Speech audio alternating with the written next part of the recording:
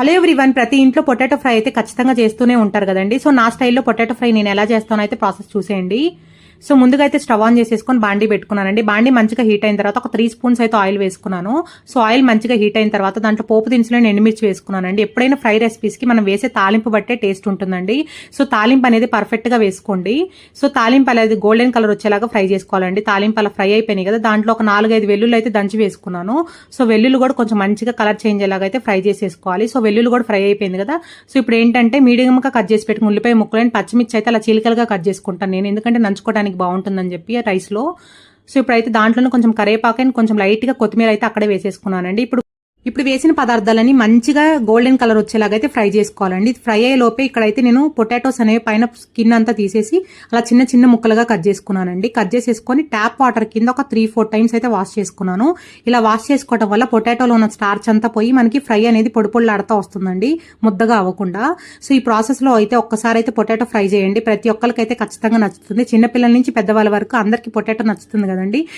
So నేను చెప్పినట్టే ఒకసారి అయితే పొటాటో ఫ్రై ట్రై చేయండి. సో మనకైతే ఉల్లిపాయలు గోల్డెన్ కలర్ వచ్చిన తర్వాత పొటాటోస్ అనేవి వాష్ చేసేసుకుని స్ట్రైనర్ లో వేసుకున్నానండి. వేసుకున్న తర్వాత వాటర్ అన్ని వడిపించిన తర్వాత అలా ఉల్లిపాయల ముక్కల్లో వేసేసుకున్నాను, బంగాళదుంపల ముక్కలు. ఇప్పుడు కొంచెం పసుపు కొంచెం ఉప్పు అనేది వేసుకున్నానండి. పొటాటోస్ కి ఎక్కువ ఉప్పు పట్టదండి, చూసుకొని వేసుకోండి. సో పొటాటోస్ అయితే అలా అయితే కలిపేసుకుంటున్నాను ఫ్రై అనేది. సో అలా మీడియం ఫ్లేమ్ లో పెట్టుకుని అయితే ఫ్రై రెసిపీ చేసుకోండి, చాలా పర్ఫెక్ట్ గా వస్తుందండి. హై ఫ్లేమ్ లో అయితే పెట్టకండి, అప్పుడు ఒక ముక్క వేగి ఒక ముక్క వేయకుండా అయితే ఉంటుంది హై ఫ్లేమ్ లో పెడితే.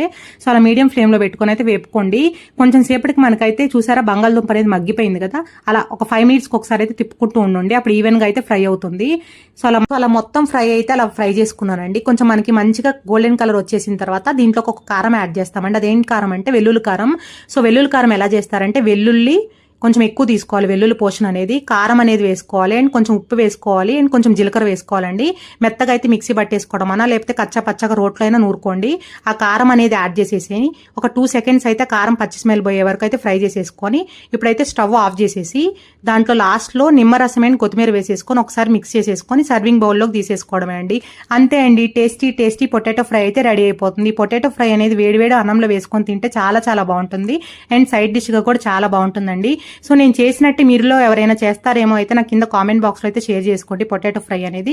సో ఈ రెసిపీ అయితే చాలా చాలా బాగుంటుందండి. ఇలా చేసుకుంటే ఖచ్చితంగా మీరు కూడా ఇంట్లో నేను చేసిన ప్రాసెస్ లో అయితే ట్రై చేయండి. కొత్తగా మీకు ఎవరైనా ఈ ప్రాసెస్ కొత్తగా అనిపిస్తే. సో ఈ రెసిపీ నచ్చినట్టయితే లైక్ చేయడం మాత్రం మర్చిపోకండి. Thank you so much for watching అండి. Take care, bye bye, see you next video.